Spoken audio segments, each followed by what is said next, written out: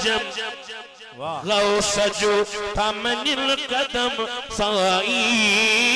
माँ बे उन्हे जो गुलाम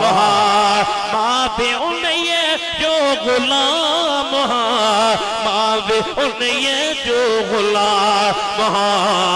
सरदार वलियन जो दस्तगीर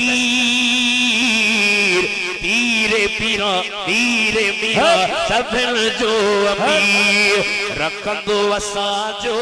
भरम अज बचड़न जे दर ते आयो आस वो मां छा तो चवा रखंदो असा जो भरम थींदो असा ते बिकरम साई मां बे उन्हे जो गुलाम चमा बे उन्हे जो गुलाम मां बे उन्हे जो गुलाम सिंध हिरद अरब अजम जिलानी खाजे को आथरियो एक न दफो के ई दफा सो आकरियो वाह वाह वाह वाह वाह जिलानी खाजे को आथरियो एक न दफो के ई दफा सो आकरियो उनखे घुर्जे छड़े वहम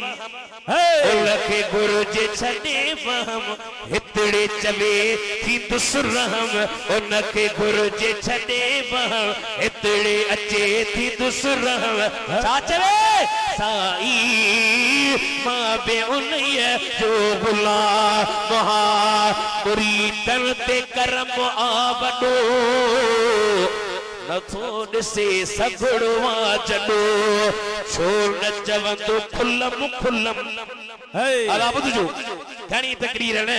बस देर थी वई आहे हाज़िरी बड़ी लॻे छो न चवंदो खुलम तो खुलम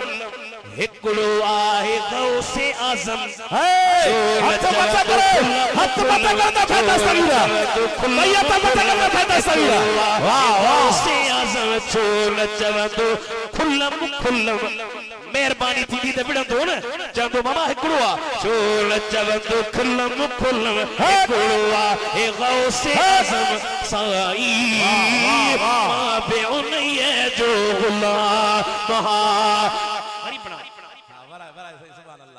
माशाअल्लाह अज बचड़ा साईं जा चर विया ॾाढी खुशी खुशी मुरीदन ते करम आ वडो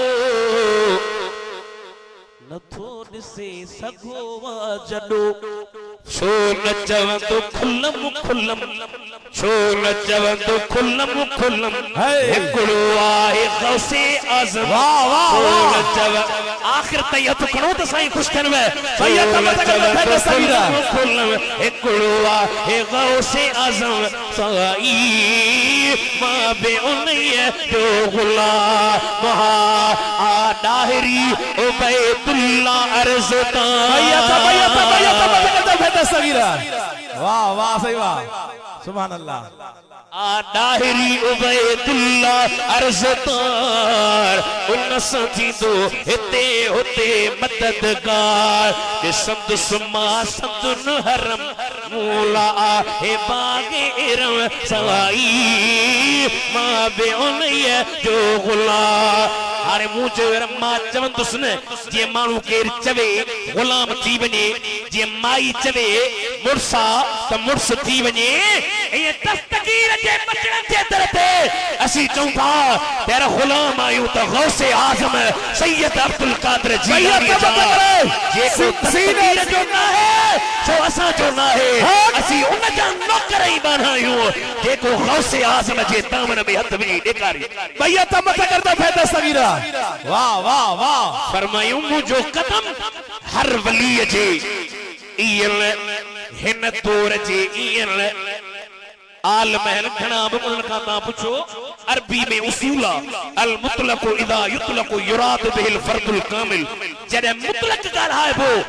हर फर्द में अजीबीदा कुल वली अल्लाह यो कजियो कुलियो